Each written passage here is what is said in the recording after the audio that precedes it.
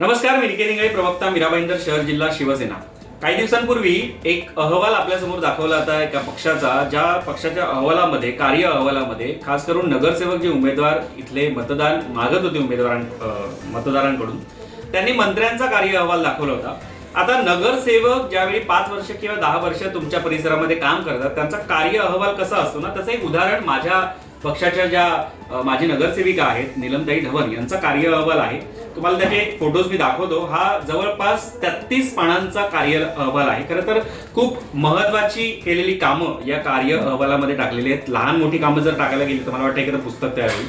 सांगण्याचा मुद्दा एवढाच आहे की आपण केलेल्या कामाची पोचपावती ज्यावेळी आपण लोकांना देतो किंवा मतदारांपर्यंत आपण जातो, त्यावेळी फक्त जय श्रीरामचे नारे किंवा भारतीय जनता पक्षांना मी खास करून सांगेन की तुम्ही फक्त मोदीजींच्या नावावरती मतं मागताय, तर असं न करता तुम्ही स्थानिक स्वराज्य संस्थांच्या निवडणुका लढवताय. त्या स्थानिक प्रश्नांवरती आणि स्थानिक कार्यावरती, कामावरती निवडणूक लढवल्या पाहिजेत, एवढं तरी ध्यानात ठेवा.